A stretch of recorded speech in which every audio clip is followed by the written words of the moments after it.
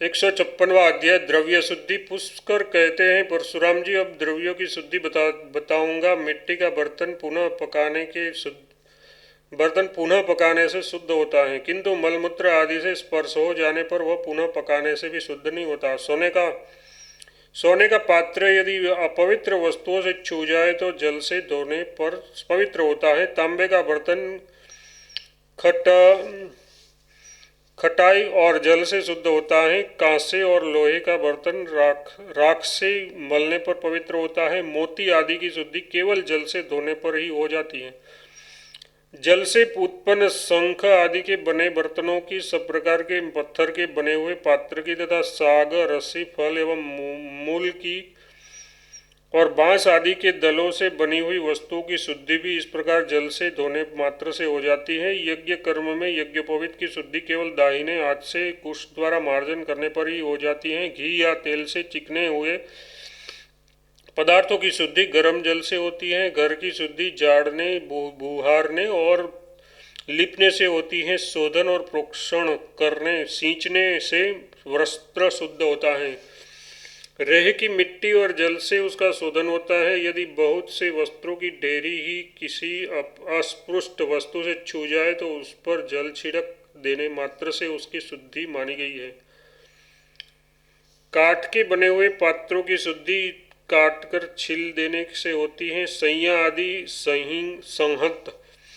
संहत वस्तुओं के उच्छित आदि से दूषित होने पर प्रोक्षण मतलब सींचने मात्र से उनकी शुद्धि होती है। घी, तेल आदि की शुद्धि दो कुश पत्रों से उत्पन्न करके उछालने मात्र से हो जाती है। सैया, आसन, सवारी, सूप, छकड़ा, पुआल और लकड़ी की शुद्धि भी सींचने से ही जाननी चाहिए। सींग और दांत की बनी हुई वस्तुओं की शुद्धि पीली सरसों पीसकर लगाने से होती है। नारियल और तुम्बी आदि फल निर्मित पात्रों की शुद्धि गोपुच्छ के बालों द्वारा रगड़ने से होती है। शंख आदि हड्डी के पात्रों की शुद्धि सींग के समान ही पीली सरसों के लेप से होती है। गोंद, गुड़, नमक, कुसुम्ब के फूल, ऊन और कपास की शुद्धि धूप में सुखाने से होती है। नदी का जल सदा शुद्ध रहता है। बाजार में बेचने के लिए फैलाई हुई वस्तु भी शुद्ध मानी गई है। गौ के मुंह को छोड़कर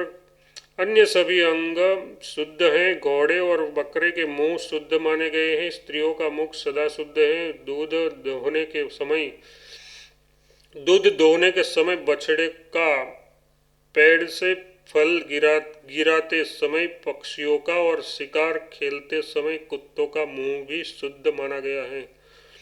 भोजन करने, थूकने, सोने, पानी पीने, नहाने, सड़क पर घूमने और वस्त्र पहनने के बाद अवश्य आचमन करना चाहिए।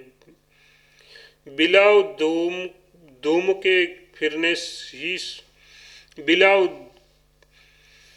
घूमने फिरने से ही शुद्ध होता है। रजस्वला स्त्री चौथे दिन शुद्ध होती है। ऋतुस्नाता स्त्री 5वें दिन देवता और पितरों के पूजन कार्य में सम्मिलित होने योग्य होती है। शौच के बाद 5 बार गुदा में, 10 बार बाएं हाथ में, फिर 7 बार तीनों हाथों में, 1 बार लिंग में तथा पुनः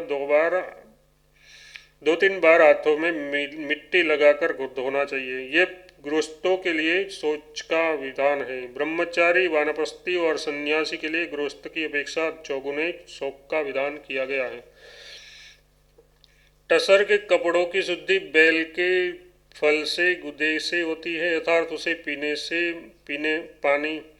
उसे पानी में घोलकर उसमें वस्त्र को डुबो दे और फिर साफ पानी से धो दे। तीसी एवं सन आदि के सुत से बने हुए कपड़ों की शुद्धि के लिए अर्थात उसमें लगे हुए तेल आदि के दाग को छुड़ाने के लिए पीली सरसों के चूर्ण या उपटन से मिश्रित जल के द्वारा धोना चाहिए। मृगचर्म या मृग के रोमों से बनी हुई आसन आदि की शुद्धि उस पर जल का छिट्टा देने मात्र से बताई गई है। फूलों और फलों की भी उस पर जल छिड़कने मात्र से पूर्णतः शुद्धि हो जाती है। इस प्रकार आदि आग्नेय महापुराण में द्रव्य शुद्धि का वर्णन नामक 156वां अध्याय पूरा हुआ।